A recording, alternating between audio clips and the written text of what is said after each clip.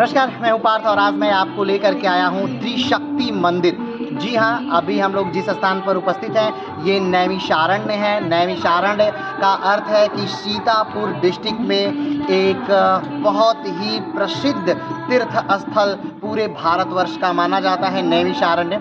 और नैमिषारण्य में जिस स्थान पर हम लोग उपस्थित हैं इसे त्रिशक्ति स्थल के नाम से जाना जाता है। जैसा कि आप जानते हैं भारतवर्ष में 3 मंदिर की शैलियाँ काफ़ी प्रसिद्ध हैं।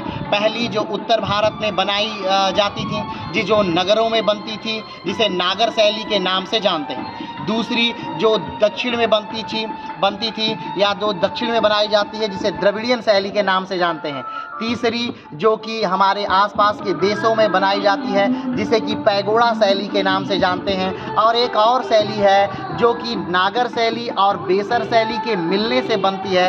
नागर शैली और द्रविड़ियन शैली के मिलने से बनती है, वो तीसरी शैली है बेसर शैली। तो मुख्यतः मंदिर निर्माण की 3 शैलियाँ हैं, उसी में उन तीनों में से एक जो द्रविड़ियन शैली है। द्रविड़ियन शैली मंदिर की मुख्य जो खासियत होती है वो ये है कि एक प्रांगण होता है, उस प्रांगण के 4 मुख्य द्वार होते हैं और उस द्वार का नाम गोपुरम होता है। उसके मंदिर गोपुरम की अपेक्षा काफ़ी छोटे होते हैं और उस प्रांगण में शिक्षा से लेकर के और विद्या अध्ययन से सारी चीज़ें उसमें भोजन, एक छात्र के रहने की व्यवस्था, एक मंदिर की व्यवस्था, ब्राह्मणों के रहने की व्यवस्था, सारी व्यवस्थाएं होती हैं। उसे वो द्रविड़ियन शैली का मंदिर है। तो अभी हम लोग जिस त्रिशक्ति मंदिर में उपस्थित हैं, ये त्रिशक्ति मंदिर भी एक द्रविड़ियन शैली का उदाहरण है। कहा जाता है कि ये त्रिशक्ति मंदिर जो है वो आंध्र प्रदेश के से कहीं ना कहीं सहयोग लेकर के, वहाँ की संस्थाओं से सहयोग लेकर के बनी हुई एक त्रिशक्ति मंदिर है। तो जब भी आप नैमिषारण्य आइए, नैमिषारण्य अर्थात सीतापुर आइए, तो आप इस मंदिर पर आना, त्रिशक्ति मंदिर पर आना नहीं भूलिए। नैमिषारण्य का अपना अलग ही महत्व है। कहा जाता है कि एक बार ब्रह्मा जी ने ऋषियों को अपना चक्र दिया कि जाइए, ये चक्र पृथ्वी पर उस जगह रुक जाएगा या पृथ्वी में उस जगह गिर जाएगा जो सबसे पवित्र जगह होगी और वहाँ आप अपने तप और कर्म कर सकते हैं। पूरे ऋषि 84,000 ऋषि उस चक्र के साथ निकले और ब्रह्मा जी का वो जो चक्र था वो चक्र इसी नैमिषारण्य में गिरा था। नैमिषारण्य एक और स्थान के लिए प्रसिद्ध है। कहा जाता है कि यही वो स्थान है जहाँ पर श्री रामचंद्र का अश्वमेध यज्ञ हुआ था।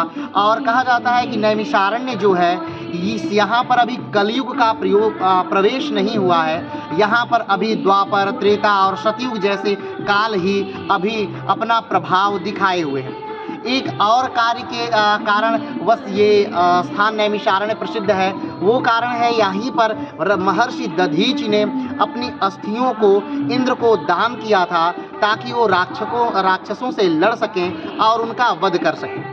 यही वो स्थान है जहाँ पर कहा जाता है कि पुराणों की रचना हुई है। 84,000 ऋषियों ने इस स्थान पर तपस्या की है और एक प्रतिफल पाया है। कहा जाता है कि यही वो स्थान है जहाँ पर पहली बार सत्यनारायण भगवान की कथा सुनाई गई थी और यही वो स्थान है जहाँ व्यासपीठ के भी यहाँ पर स्थित है। व्यासपीठ से अर्थ है कि एक पद था हमारे प्राचीन भारत में व्यास। जैसे कि आप जानते होंगे कि जो महाभारत है उसके लेखक हैं व्यास, वेद व्यास। तो व्यास जो है वो एक पद है, वो एक पीठ है। उस पर जाने के लिए कई सारी उपाधियां प्राप्त करनी होती है, कई सारे नियमों को पास करना होता है, कई सारी परीक्षाओं को पास करना होता है। और वही महाभारत के लेखक जो है कृष्णद्वैपायन, वो अपने समय के वेद व्यास थे।